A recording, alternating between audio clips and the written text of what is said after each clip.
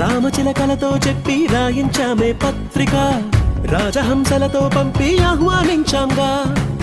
కుదురుగా నిమిషం కూడా నిలబడలేమే బొత్తిగా, ఏమాత్రం ఏ చోట రాజీ పడలేక.